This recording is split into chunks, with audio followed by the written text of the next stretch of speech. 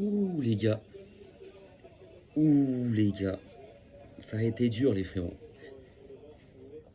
Ça a été dur les gars. Ça a été très très dur. Je l'avais dit dans ma vidéo d'avant-match. Ça allait être un match compliqué. Ça allait pas être un match facile. Que ça n'allait pas être un gros Barça. Et que sûrement, je voyais le Barça gagner. Mais sur un petit score. J'avais dit 2-1. Ou... J'avais dit 2-1 moi. Donc en soi, 1-0. J'ai ma victoire de +1. Par +1 but d'écart. Mais compliqué. Là, tu sens vraiment la fatigue. Tu le sentais, hein, tu le sentais la fatigue. De base, on est meilleur en deuxième mi-temps, on le sait. Souvent, ça nous arrive de faire des premières mi-temps soit très bonnes, soit moyennes, soit bonnes, soit très très moyennes, voire mauvaises. Et des secondes périodes où là, on déballe. Là, la première mi-temps, on était un peu mieux. Il y avait plus de fraîcheur. En deuxième mi-temps, c'était fini. Deuxième mi-temps, il n'y avait plus personne. Concrètement, les mecs, j'ai tremblé jusqu'à la 96e minute de jeu. C'est pas normal, mais en soi, quand tu connais le football et tout ça, tu sais que là, voilà, tu sais que ton équipe, depuis le match retour contre l'Atlético de Madrid le 3 mars, on a enchaîné 1, 2, 3, 4, 5, c'était le sixième match. C'était le sixième match depuis le match retour le 3 mars en Coupe du Roi contre l'Atlético de Madrid. Nous sommes que le 22 mars. C'était le sixième match, les mecs.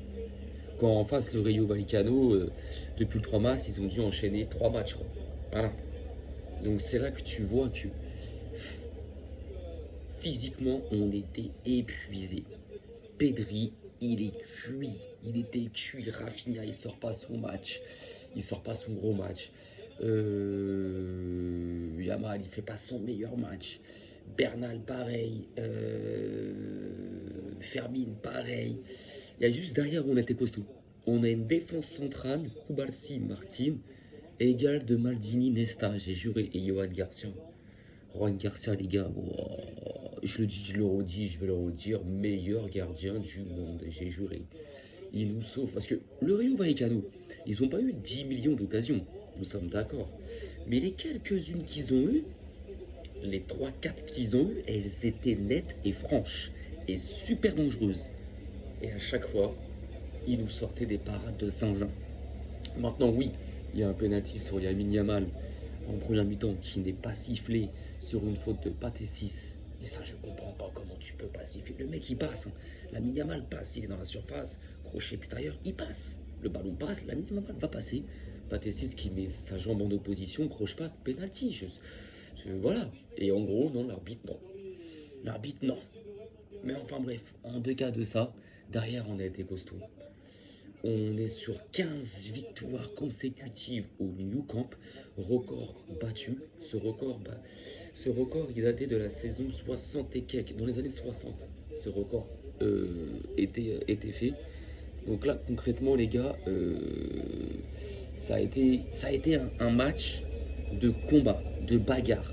Il y a des matchs dans une saison, tu sais que tu vas pas, tu sais que tu vas pas les gagner par +2, +3, +4, même si tu es au Camp Nou, tu le sais.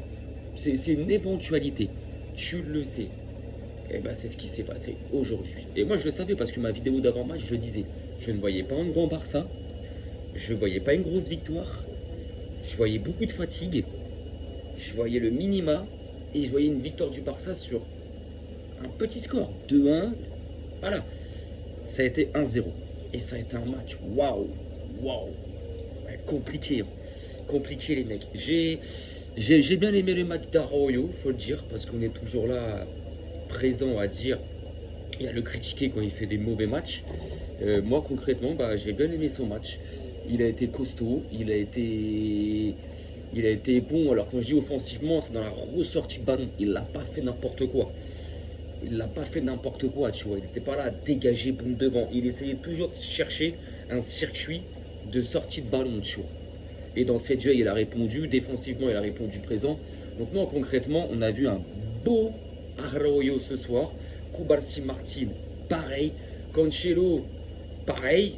Un peu cuit sur la fin, même totalement cuit. Et le milieu de terrain fatigué. Pedri, Voilà, Pedri est le meilleur milieu du monde. Quand il est fatigué, tu le vois, tu le sens. Et ça se voyait. Bernal n'a pas sorti son meilleur match aussi. Fermine pareil. Rafinha épuisé. Donc, c'était pas le meilleur match de l'équipe cette année. C'est pas celui qu'on va retenir. Mais aujourd'hui, en fait, c'est l'après-midi où tu vas retenir les 3 points. Et c'est super important. Il y a des matchs dans une saison, tu sais que tu vas pas forcément faire ton meilleur match. Mais comme j'ai toujours dit, ces matchs-là, tu sais que tu vas pas faire ton meilleur match. Tu sais que tu vas pas mettre 3, 4, 5 buts comme tu as l'habitude de mettre dans ton stade. Mais ce match-là, tu sais qu'il va être compliqué. Mais il faut savoir ne pas le perdre et savoir le gagner. Et cet après-midi, c'est ce que le Barça a fait. En gagnant 1-0 et en sachant de ne pas perdre des points ou perdre ce match. Et ça, les gars, c'est hyper important. C'est hyper important parce que là, tu prends 7 points d'avance sur le Real de Madrid.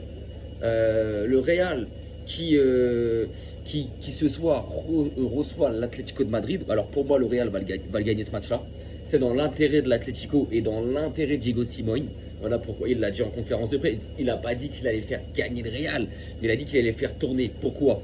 C'est comme ça, si le Real gagne ce match, tu maintiens toujours cet écart de 4 points avec le Barça. Donc, tu maintiens toujours une petite pression sur le Barça. Et pour l'Atlético et Simeone, c'est tout l'intérêt. C'est tout l'intérêt.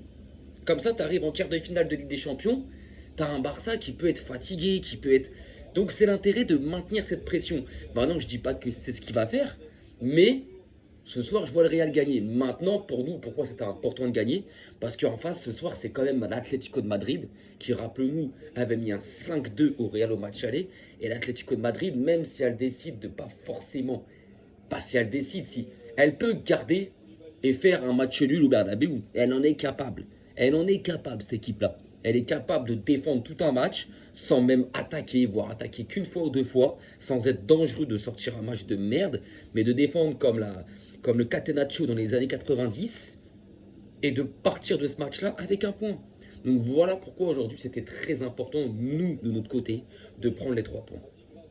C'était super important. Parce que je vois le Real gagner, mais vu qu'en face c'est quand même l'Atlético de Madrid, tu sais qu'ils sont capables de faire nul, et même de gagner. Ça reste l'Atlético de Madrid, les mecs, hein. Ils n'ont pas des joueurs de merde quand même. Hein. Bernabéu, je le vois pas, mais bon, ils sont capables, donc tu as 7 points d'avance là. T'es le Barça, tu as 7 points d'avance sur le Real. S'il y a match nul ce soir, t'enlèves un point, tu as 6 points d'avance. C'est, voilà. En gros, en moins, tu te dis, c'est bon, c'est bon. Ce soir, le Real perd, tu as plus 6 points d'avance, mais tu gardes tes 7 points d'avance. Parce que le Real ne prendra pas 2 points, ce qui est logique. Par contre, le Real gagne, derrière, tu as toujours cet écart de 4 points. Tu vois ce que je veux dire? Donc, cet écart de 4 points qui te permet encore à l'heure d'aujourd'hui de ne pas pouvoir souffler, parce que tu n'as pas le droit de souffler, mais qui te permet, entre guillemets, d'arriver à avoir un petit matelas. Parce que si ce matelas il se réduit, c'était toujours à plus 4. Tu fais un nul, tu fais un match nul. Ça veut dire, tu es à 4 points d'avance. Le Real joue dans la soirée ou joue le lendemain. Tu fais match nul. Ça fait plus 5. Mais le Real gagne ce match du lendemain. Ils reviendront à 2 points, les mecs. À partir de là, tu n'as plus droit à l'erreur. Tu n'as plus droit à l'erreur. Tu perds un match. Tu restes à 4 points. Vu que tu prends 0 points. Le Real, le lendemain, gagne son match. Ils reviennent à 1 point. Donc, que ça soit 2 points ou 1 point, à partir de là, tu n'as plus droit à l'erreur. Parce que si tu fais nul ou que tu perds et que le Real derrière lui gagne, bah, tes 2 points ou tes 1 point d'avance, eux, ils te passent devant. Et là, tu arrives en avril, fin avril, avec les matchs de LDC, etc., avec un match avec la Liga et tout ça, tu arrives dans un contexte où là, tu vas avoir une pression énorme. Et je pense que c'est pas le but du Barça. Donc, quoi qu'il arrive, c'est maintenir cet écart. C'est très important. Ça, tu vois, c'est des victoires qu'on appelle des victoires de champions. Des victoires de champions, les mecs. Des victoires de champions. Parce qu'il ne faut pas croire que dans une saison, tu vas gagner tous tes matchs 4, 5, 0. À l'époque du Barça Prime, Xavi, Messi, Iniesta, Busquets, Puyol, Piqué, Dani Alves. Bon, je ne vais pas refaire toute l'équipe. David Villa, Pedro. Bon, je vais me calmer. À une époque, il y avait des matchs où cette équipe-là gagnait que 1-0. On a même perdu des matchs bêtes contre Elche, Retafe, Almeria, avec ces joueurs-là. Les joueurs que je viens de vous citer. Et pourtant, c'est des joueurs de zinzin. Mais parce que tu es dans une saison et il y a des moments où tu vas être fatigué. Il y a des moments où tu vas être fatigué. Et c'est déjà arrivé, ça. Et même à ce Barça actuel, c'est déjà arrivé. Rappelez-vous l'année dernière. L'année dernière, en début de saison, quand on carburait de ouf et qu'on arrive entre novembre et décembre et qu'on a cette chute, là on perd pratiquement. Bon, c'est pas pratiquement. On avait 10 points d'avance, on les perd. Bon, à la fin de la saison, ça ne nous a pas empêché de faire le triplé national. Mais à cette période-là, rappelez-vous, on avait perdu au Camp Nou contre Granada, les mecs. On avait perdu au Camp Nou contre comment il s'appelle? Las Palmas, les mecs. Quoi? Montjuic. Parce qu'à cette époque-là, on jouait pas encore au Camp Nou vu qu'il était en travaux. Donc on avait perdu mais à domicile à Barcelone contre Las Palmas, les mecs.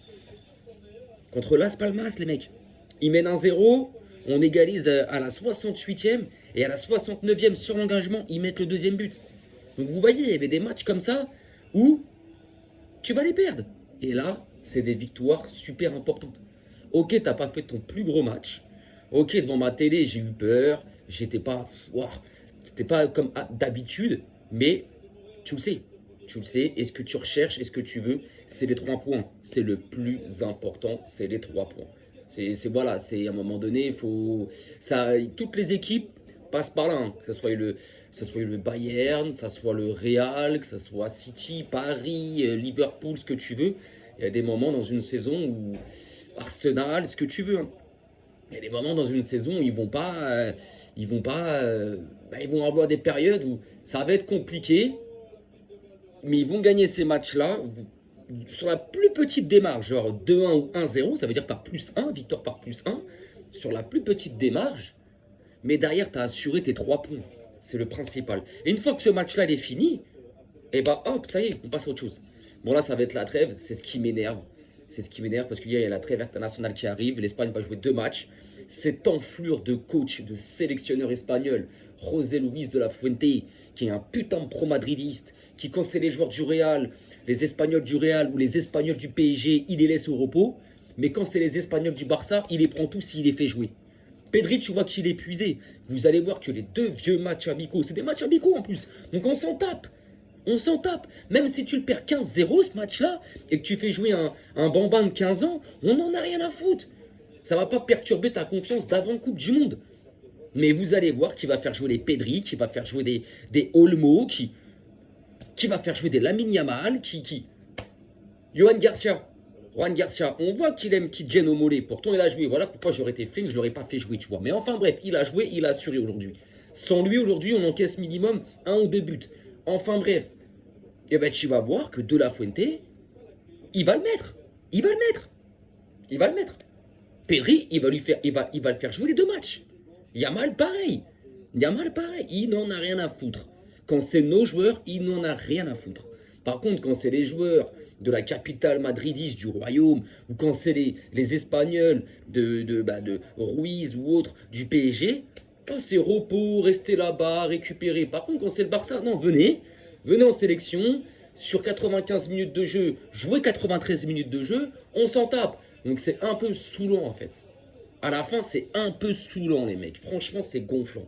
Donc c'est ça qui me gêne, parce que là, tu vois que Pedri, là, les 2 semaines qu'il y a eu que les clubs ont devant eux là, bah, Pedri, tu vois, j'aurais aimé que pendant ces 2 semaines-là, il reste à Barcelone pour récupérer, pour se reposer, pour souffler. Ça lui aurait fait du bien, non? Pendant 2 semaines, il va devoir voilà, jouer 2 matchs avec la sélection, etc.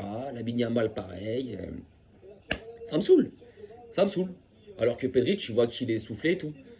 Donc, en plus, c'est une trêve qui est chiante. Pourquoi? Parce qu'elle est dans un moment de la saison qui est hyper important pour les clubs. C'est un moment de la saison où tu as des matchs quand même assez importants en championnat. Quand tu es au coude à coude en championnat, alors si tu as 10 points d'avance, bon, ça va. Mais ici, tu en as que 3, 4. Bon, 4, ça va. Mais c'est un moment de la saison où tu as la Ligue des Champions aussi. C'est les quarts de finale qui arrivent. Donc, c'est des matchs cruciaux, les mecs. Et ils te mettent une trêve internationale de mes couilles au mois de mars qui ne sert à rien. Alors les équipes qui sont en barrage de Coupe du Monde, là, parce qu'il y a des équipes comme la Pologne qui vont jouer contre l'Albanie, je crois, l'Italie qui va jouer contre je ne sais plus qui, il y a des équipes qui jouent des barrages pour se qualifier en Coupe du Monde. Bah ces équipes-là, je veux bien. Elles avaient qu'à se qualifier quand il y avait les qualifications pour le mondial.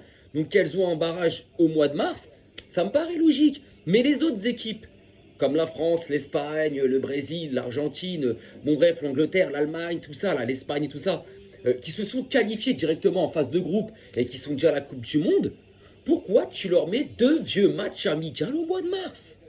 Alors qu'en club, il y a plus important. Oui, mais vous comprenez, il faut qu'avant la Coupe du Monde, les sélections se rassemblent. Mais les joueurs, ils sont déjà proches.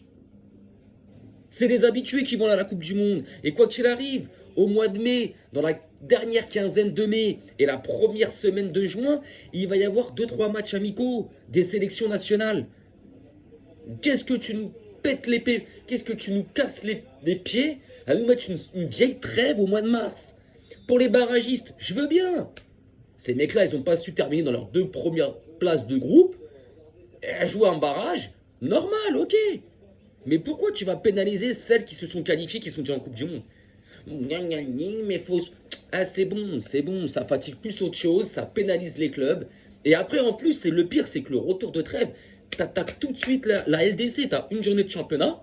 Donc nous, contre l'Atlético, le 4 avril, journée de championnat Liga. Et le 7 ou le 8, parce que le mardi 7 ou le mercredi 8, t'as déjà les quarts de finale de Ligue des Champions. Donc ça arrive très vite en fait. Ça arrive très vite. Après, t'as un match de championnat, semaine du 11 et 12 avril. Après, 16, 17, 18 avril, t'as le quart de finale, retour de Ligue des Champions. C'est, à un moment donné, c'est bon. C'est bon. C'est bon. C'est bon. Donc les gens, ils vont être là, oui, mais bon, il touche des millions. Celui qui dit ça, c'est qu'il a jamais fait de sport et c'est qu'il a jamais fait de football en fait. Je te le dis. Alors moi j'ai fait du foot, j'ai pas fait du foot à ce niveau-là, attention. Mais rien que le foot que j'ai fait à mon échelle, mais quand t'enchaînais 3 matchs avec les entraînements la semaine, à haute intensité, mais je peux t'assurer que tes guibolles, tes mollets, mais ça tirait de ouf. Les élongations, les déchirements musculaires, ça tirait de malade les mecs. Alors là, un football comme ça, qui a un football de haut niveau, à haute intensité. Là, les mecs, on parle de football de classe mondiale, de haut niveau. À un moment donné, c'est logique. Ces mecs, c'est pas des robots. Imagine, t'enchaînes des matchs le dimanche, le mardi, ou le mercredi, le vendredi ou le samedi, tu rejoues le mardi, Là, le Barça, vous imaginez que depuis le 3 mars, ça veut dire en l'espace de 20 jours, 6 matchs. 6 matchs. Fais ça à un amateur là qui critique. Qui critique, qui touche des millions, machin. Fais ça à un amateur. 6 matchs en l'espace de 20 jours. Je peux t'assurer qu'il ressort de ces 20 jours. Il a le genou arraché, il a le mollet déchiré, il a la cheville, elle est en vrac. Et c'est normal. C'est normal, but de Monaco les mecs. Enfin bref. Et c'est normal. C'est logique. Oui, ok, ils sont entraînés comme ça, les machins, mais tu ne peux pas. À un moment donné, t'as un corps humain, les mecs. Et là, à un moment donné, voilà, c'est ça le problème. C'est ce côté où, cette trêve-là, elle ne sert à rien. Elle ne sert à rien du tout. C'est comme la fameuse Ligue des Nations qui nous ont mis au mois de juin et tout, entre une Coupe du Monde ou une Coupe d'Europe. Mais on s'en bat les reins. On n'en a rien à foutre. Ah oui, on va regarder ça parce qu'on aime le football, parce que voilà, c'est du foot. Il y a ta nation qui joue et tout. Mais qu'est-ce qu'on s'en branle? Quand vous savez que cette compétition, ils l'ont faite pour remplacer les matchs amicaux qu'il y avait à une certaine époque à cette période-là, mais faut arrêter. Donc enfin bref les frérots, en tout cas bon, victoire, 1-0, l'essentiel est là, plus 3. Maintenant en espérant que ce soir, l'Atlético ait quelque chose pour nous. Moi je pense pas. Comme je vous ai dit, je pense que c'est dans l'intérêt de Simone pas de donner ce match-là au Real, mais de ne pas le gagner pour l'Atlético et de faire gagner le Real.